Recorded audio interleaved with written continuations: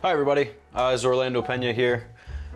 Today I'm with my friends Stuart and Danny, and I'm going to be showing these guys, as well as you, how to make homemade pasta from scratch. A lot of people love pasta. My nickname growing up was Noodle Boy. Pretty much all I ate was macaroni and cheese and ramen noodles my whole life. So it made a lot of sense that one of my first jobs was at Noodles & Company through high school. Obviously we didn't make pasta from scratch there, but it is kind of what got me into it. So yeah, a lot of people don't realize how easy it is to make pasta for yourself. So I'm here to show you that. All right, so to get started, the basic ingredients you'll need: some olive oil, some eggs, flour, and salt. Normally they recommend flour to be 00 flour. It's just like a more finely ground. It gives you a better texture, a more silky pasta. All right, first things first, we're gonna start with 2 cups of flour to 3 eggs. I found that to be a good starting point. So first steps, you want to get your 2 cups of flour onto your clean surface. Wood works great, obviously, because it's got some absorbent qualities as you're working with this dough. Today we've got this granite countertop. That works just fine. So what you're gonna want to do, you don't want to make a big well. This is the grandma method. You can make this in a food processor if you'd like. It's actually a lot easier, a lot faster. It works equally as well. But this is sort of the traditional method in Italy. Figured why not make a mess with you guys today. One thing, you want to make this well a lot bigger than you think it has to be. So usually I like to start with 2 cups of flour to 3 eggs. You just go ahead and crack those right into the middle.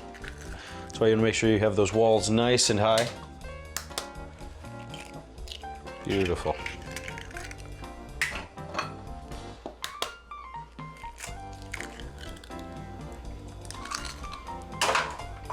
Perfect.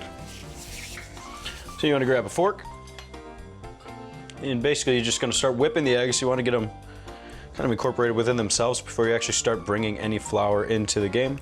If anybody's made scrambled eggs, you're literally doing the same thing.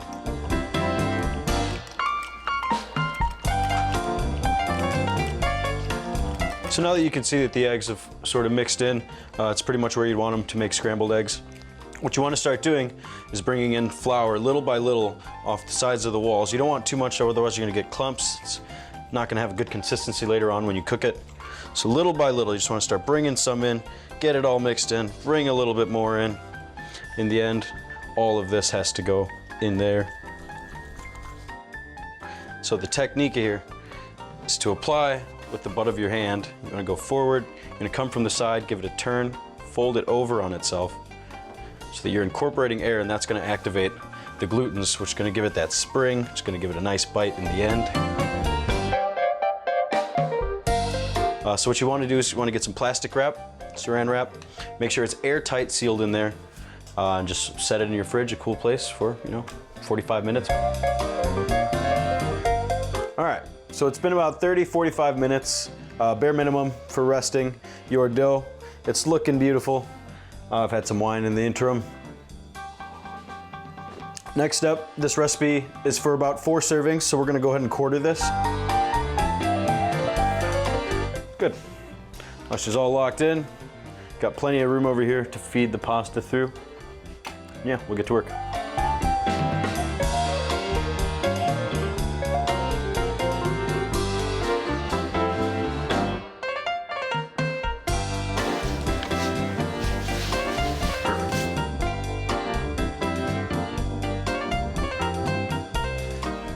All right, so now that we've got our pasta down to the right thick, or rather thinness, which again, you want to be able to see through it, see your fingers through it, see how thin it is there, very thin.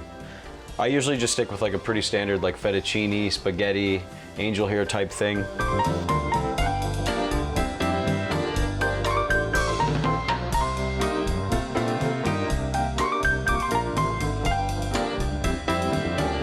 All right. It's been about a minute and a half. Pasta's looking great. It's got a great al dente bite. You can use a strainer, you can drain the water if you'd like. I've always heard that it's nice to pull straight out of the pot. You don't gotta worry about it being too drained, as a lot of, again, that water's been seasoned. And that's that, you've got your pasta. Feel free to add it to your favorite sauce, something as simple as olive oil and lemon, butter, my favorite Alfredo, pesto, anything you'd like.